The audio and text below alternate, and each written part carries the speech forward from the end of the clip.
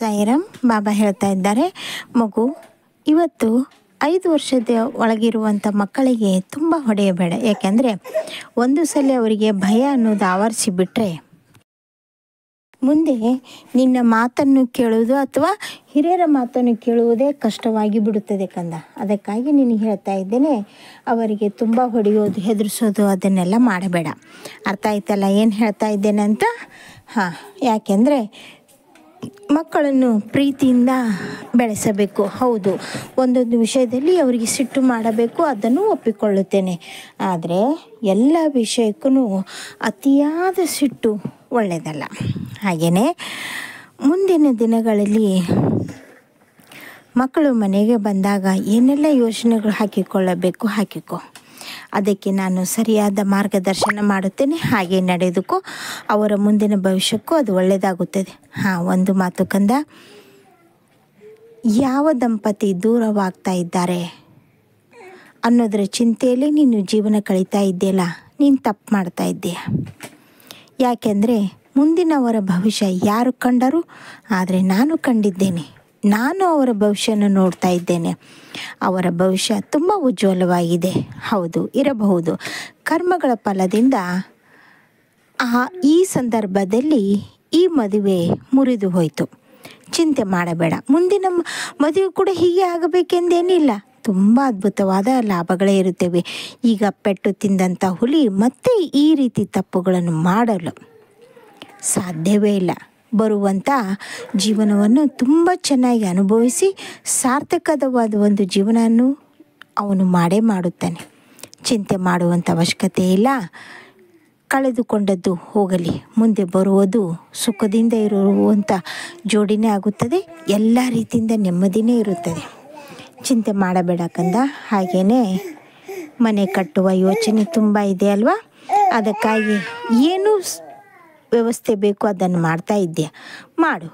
ಆ ವ್ಯವಸ್ಥೆಗೆ ನಾನು ನಿನಗೆ ಸಾಥ್ ಕೊಡುತ್ತೇನೆ, ನಾನು ನಿನಗೆ ಸಹಾಯ ಮಾಡುತ್ತೇನೆ. ನನ್ನ ಸಹಾಯದಿಂದ ಏನೆಲ್ಲ ಅನುಭವಿಸಬೇಕು ಎಲ್ಲವನ್ನು ಅನುಭವಿಸು. ನಾಳೆ ದಂಪತಿಗಳು ಸಮೇತವಾಗಿ ನನ್ನ ಸಾಯಿ ಮಂದಿರಕ್ಕೆ ಬರಬೇಕೆಂದು ಯೋಚನೆ ಮಾಡಿದ್ದೀಯಲ್ಲ ಕಂದ, ಬಾ, ಬಂದು ಹೋಗು.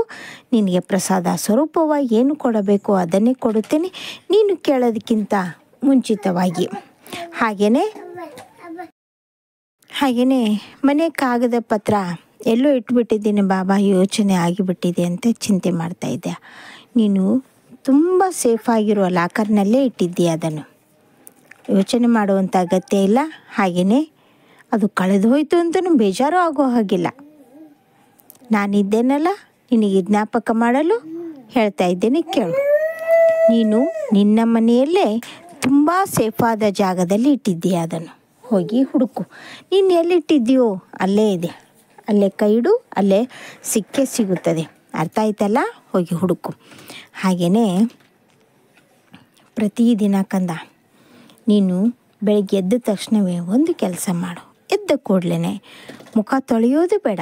ಹಾಸಿಗೆಯಿಂದ ಎದ್ದ ತಕ್ಷಣ ಒಂದು ಚಹಾ ಕುಡಿಯುವಂಥ ಕಪ್ಪಿನಲ್ಲಿ ನೀರನ್ನು ತೆಗೆದುಕೊಂಡು ಹೊಸಲಿಗೆ ಸುಮ್ಮನೆ ಹಾಕು. ಕಸ ಅನ್ನೋದಿದ್ರೂ ಪರವಾಗಿಲ್ಲ, ಹಾಕು. ಹಾಕಿದೆ ಇದು ಮಾಡೋದ್ರಿಂದ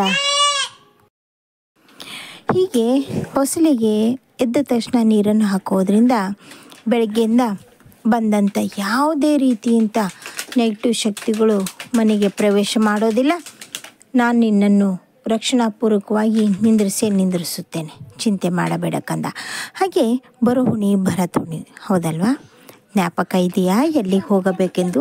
ನೀನು ತಯಾರಿಯನ್ನು ಮಾಡಿಕೊಳ್ಳಲೆಂದೇ ಹೇಳ್ತಾ ಇದ್ದೀನಿ. ಹೋಗಿ ಬಾ, ಎಲ್ಲಮ್ಮ ಗುಡ್ಡಕ್ಕೆ ಹೋಗು. ಸೌದತ್ತಿ ಎಲ್ಲಮ್ಮನಿಗೆ ಬಾಗಿನ ಕೊಡುತ್ತೇನೆ ಅಂತ ಬೇಡಿಕೊಂಡಿದ್ದೀಯ. ಹೋಗಿ ಬಾ ಕಂದ. ಹಾಗೆ ಮನೆಯಲ್ಲಿ ಕೂಡ ಸ್ವಲ್ಪ ಆ ದೇವಿಯನ್ನು ಆರಾಧನೆ ಮಾಡಿ ಮಂಗಳ ದ್ರವ್ಯಗಳಿಂದ ಅವಳನ್ನು ಅಲಂಕಾರ ಮಾಡಿ ಜೊತೆಗೆ ಮಡ್ಲಕ್ಕಿಯನ್ನು ತುಂಬು. ಅದ್ಭುತವಾದ ಲಾಭಗಳು.